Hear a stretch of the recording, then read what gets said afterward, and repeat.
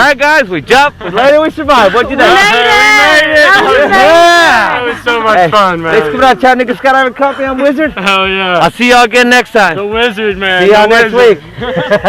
Oh,